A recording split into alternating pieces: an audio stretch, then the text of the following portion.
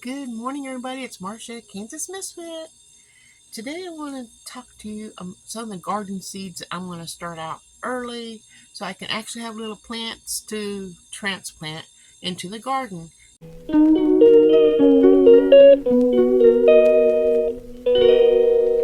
And the the first one I'm going to talk about is black elderberry tree seeds. I used to have 2 packages of these, but um, either I planted one and didn't do it right because you have to stratify them, which I didn't understand what that was, and I guess I need to put it in like a paper towel and soak the paper towel, make sure it stays moist, and then wait for them to sprout, and then I can put the sprout into the dirt and let it grow. So I think I have 7 seeds, 1, 2, 3, 4, 5, 6, 7 or 8 seeds in here, which would be a pretty good batch of elderberries if I can get them to grow. So that's one thing I'm going to start on a later video. I'm just talking today. It's too early to start, but I'm going to start the seeds to sprouting soon. Okay, that's elderberries. And then the next one, I make my own soap with my essential oils from Young Living. That's the only oils I use is essential oils from Young Living. And I'm going to use that when I make my soap with lavender. And I'm going to grow my own lavender flowers, and put those flowers in the soap as decoration, and also the scent with my lavender essential oil added with it. And I'll be doing a video when I make my soap so you can see that. But right now I'm just talking about it. But you have to stratify your lavender seeds as well. It just says start indoors 8 to 10 weeks before your last anticipated spring frost. Gently press the seeds into the seed starting formula and get moist. Keep moist. Seedlings emerge 14 to 28 days. So it almost takes a month before you see anything. So that's why I want to put the paper towel in there and get them all wet and keep them like that until they sprout. And then I can put them in and let them start growing. And I transplant them into larger containers when seeds have at least 2 pairs of leaves. So, according to the map here, I live in the green, which is Kansas, and it says May to June. So if I start my seeds and get them sprouting, put them in there and let them grow, they have to be pretty good size anyhow before I plant them. So if I wait until June, hopefully they will have 2 leaves where I can put them out in the yard. So that's that.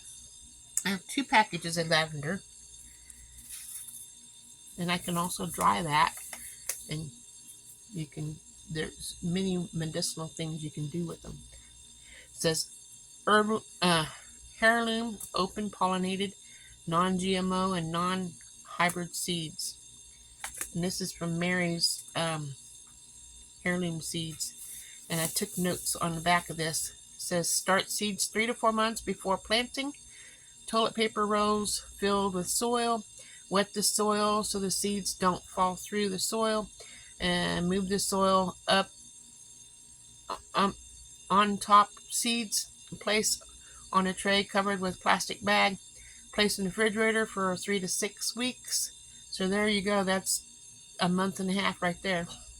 And take out of the fridge and put in a tray in the sun. So that's my little tip on growing my lavender. We'll see how it turns out together. Each one of these are going to be different videos because I'm not planting them all at the same time. And another thing I'm going to start is some asparagus, the Mary Washington asparagus. And if I soak these, put them in paper towel, soak them, keep them wet, and wait until they sprout, and then I can put them in the dirt, and then I can plant them. It takes like 2 years before you can start getting any food from them.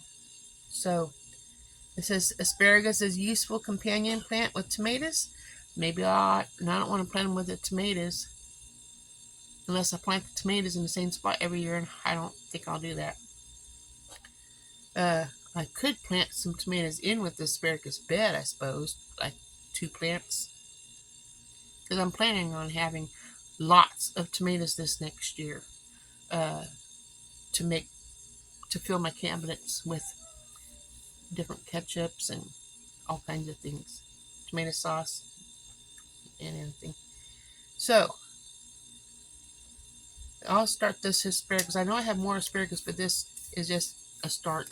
There's, I don't know how many seeds in here, or even if it's going to work. We have to experiment, put our love into it, talk to it, and love it, and let God do the rest.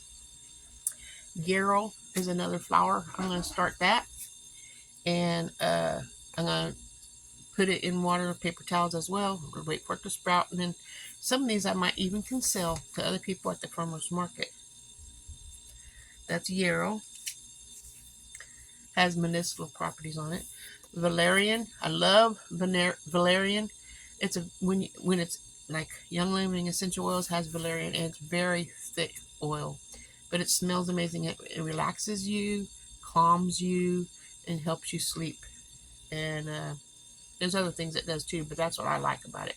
I put it on my back of my neck and on my forehead, and where I can get the scents. If I turn over, my hair moves, and I can it's just amazing. But I'm going to put in that as well. And then I got this from free from Mary on Mary's Heirloom Seeds for buying seeds last year. This is the Bachelor Button Flower, which I plan on selling some of these at the farmer's market, since I didn't have to pay for them. If I can get them to grow and put little bouquets together and make some money. So we'll see what that looks like, because I have no idea.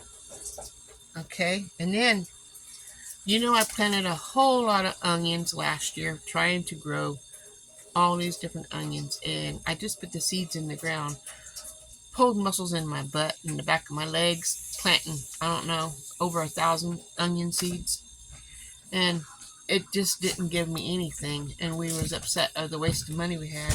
But here I got some more onion seeds. I'm going to be planting these together in the soil, and then when they come up, then I can separate them and put them in the garden where I want them, and let them grow. And as they grow, when the bulb starts poking up out of the ground, I'm going to remove the soil around the bulb so it can receive sunlight and have room to expand and grow. And then just put some mulch around to help keep the weeds away and help hold the moisture in so they can continue to grow. So that's another video later down, but I'll be planting these as well. And then can't forget about my cats. We have catnip here.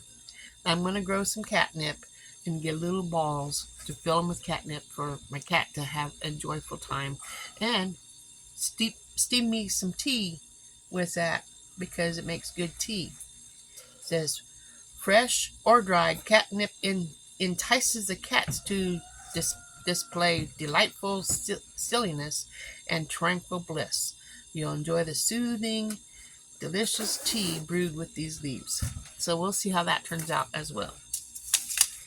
And then I always have problems growing Brussels sprouts, and I love Brussels sprouts.